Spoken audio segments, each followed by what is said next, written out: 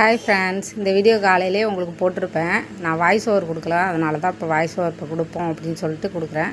காலையிலே கோலம் போட்டுட்டு அம்மா வீட்டிலேருந்தே நாங்கள் காலையிலேருந்து தான் வந்தோம் பாருங்கள். ஆட்டோ பிடிச்சி வந்துட்டோம். வந்துட்டு தான் பாப்பா ஸ்கூலில் அனுப்பி விட்டுட்டு காலைல இடியப்பம் தான், அதுவும் கடையில் வாங்கினது தான். ஸ்ட்ரீட்டில் ரோட்டில் வர்றவங்கள்ட்ட வாங்கி பாப்பாவுக்கும் ஸ்கூலுக்கும் அதே கொடுத்துட்டு ஸ்கூலுக்கு இங்கேருந்து பாப்பா ஆட்டோவில் போயலாம், இல்லைன்னா பஸ்ஸில்னாச்சும் போகலான்னு.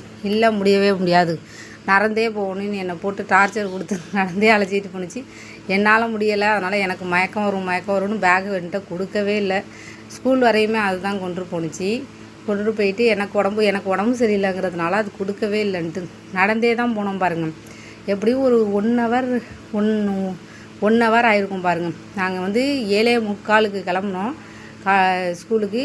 8:45 தான் போய் அங்கே ரீச் ஆனோம் பாருங்கள். நாங்கள் போயிட்டே இருந்தோம். அப்புறம் போயிட்டு அதே கொஞ்சம் தூரம் நடந்து போய் அம்மாவுக்கு ஹாஸ்பிட்டலில் போய் டோக்கன் போட்டுட்டு வந்தோம். அந்த டோக்கன் போடுறதுல எனக்கு முன்னாடியே ஒரு 4-5 பேர் வயசானவங்க உட்காந்துருந்தாங்க. டோக்கன் போட்டுட்டு வந்துட்டோம். இப்போ ஈவினிங் வீடியோ எடுக்கலை நான் வர்றத. ஸ்கூல்லேருந்து இப்போயும் நடந்து தான் ஸ்கூல்லேருந்து வந்தோம். பாப்பா வேணா வரவே மாட்டேங்குது, நடந்தே போகலான்னு.